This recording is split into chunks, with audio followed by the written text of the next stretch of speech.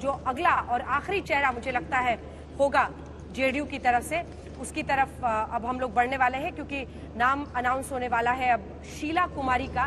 और थोड़ा सा इंतजार कर लेते हैं, मंच से जैसे ही नाम का ऐलान होगा। लेकिन जातीय समीकरणों को भी इस बार देखा गया है और उसको भी एक तरह से फैक्टर इन करके तमाम जो चेहरे चुने गए हैं मंत्री पद के लिए, वो आप इस वक्त देख रहे हैं। तो अब आप शीला मंडल को देख रहे हैं, मंच पर पहुंची हैं। मधुबनी के फुलपरास से चुनाव जीती हैं और जिस तरह के फैसले शराबबंदी से लेकर कई थे, माना जा रहा था नीतीश कुमार भी महिलाओं में एक फेवरेट कैंडिडेट रहेंगे। उस नजरिए से भी अगर आप देखें तो एक मंत्री जेडीयू कोटे से भी महिला को जाता हूं। प्रभु जी, महिलाओं को देखने के आप जैसे पहले आपने बात की है तो समीकरण दिखाए गए हैं, महिलाओं को आगे लाने की बात भी की है।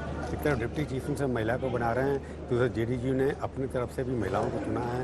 मंडल शायद बैकवर्ड क्लास की तरफ से आते हैं, हाँ। तो इसलिए महिलाओं को आगे ला करके एक तो सुशासन देने की बात है। महिलाओं के बारे में छवि यही की जाती है, मैं आदमी बल्कि कह रहा हूँ कि वो थोड़े ईमानदारी से काम करती हैं, डेडिकेशन के साथ काम करती हैं, इसलिए उनको आगे ला करके चेहरा जो है सरकार का बदलने की कोशिश की जा रही है। समीकरणों की जातियों के हिसाब से भी और जेंडर के हिसाब से भी ये लगता है कि केंद्रीय जो सरकार बनाने की कोशिश की गई है उसमें ऐसे लोगों को लाया जा रहा है क्योंकि छवि थोड़ी सी बेहतर हो। हालांकि पहले जो जिनको दिया गया था उनके खिलाफ काफी चार्जेस लग चुके हैं और कुछ डिफेक्टर भी आकर के चुके हैं, पर पढ़े लिखे लोग ज्यादा भी आ रहे हैं इसके अंदर। कोई वाइस चांसलर रहा है, अशोक चौधरी भी बड़े पढ़े लिखे लोगों में माने जाते हैं। तो इसलिए इस सरकार के अंदर महिला को ला करके वही बैकवर्ड क्लास से ला करके और एक अति पिछड़ी जाति से ला करके एक सशक्तिकरण का जो मैसेज रियल टर्म में देने की कोशिश की जाए। जी, शीला मंडल पर जल्दी से अगर आप थोड़ी सी जानकारी दें सुजीत।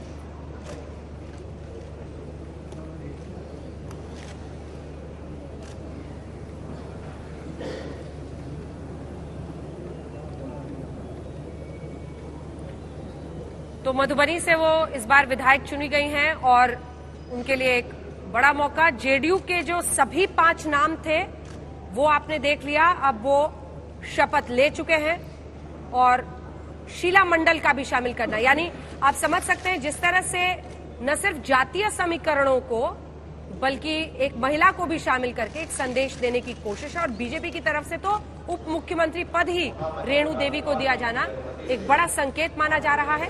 सभी को साधने की कोशिश में नीतीश सरकार इस वक्त वहां पर दिखाई देती हुई, गठबंधन की सरकार दिखाई देती हुई।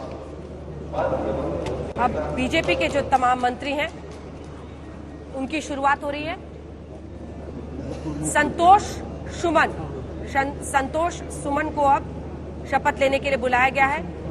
बिहार विधान परिषद के सदस्य जीतन राम मांझी के बेटे हैं संतोष सुमन एचएएम की संसदीय बोर्ड के राष्ट्रीय अध्यक्ष भी हैं। 2015 के कुटुंबा से लड़े थे ये 2015 में, लेकिन हार गए थे वहां से। और दिल्ली यूनिवर्सिटी से राजनीति शास्त्र में एमए है इनके पास। ये संतोष सुमन का पूरा आप देख सकते हैं एचएएम कोटे से आज इन्हें मंत्री। तो ये भी दिलचस्प है प्रभु जी, सीक्वेंस अगर आप देखें, जेडीयू का खत्म हुआ तो अब एचएएम और फिर वीआईपी, और मुझे लगता है उसके बाद बीजेपी वाले पहुंच रहे हैं। तो संतोष सुमन को आप देख रहे हैं, उनके परिवार से कुछ देर पहले रोहित ने बात की थी, संतोष मांझी के बेटे से, और सभी बोल रहे थे। संतोष सुमन एचएएम की संसदीय बोर्ड के भी सदस्य हैं। आशुतोष, परिवारवाद इसके बारे में आप क्या कहते हैं?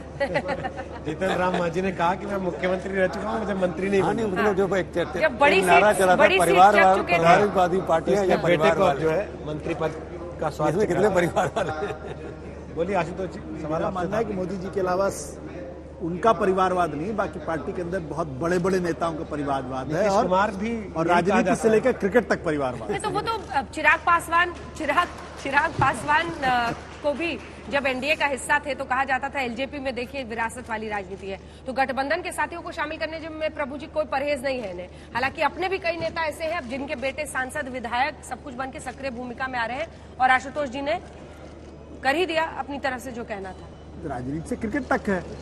ट्रांजिशन तो हेरिडेटरी है, पॉलिटिक्स में हो चाहे बिजनेस में हो चाहे कहीं भी हो।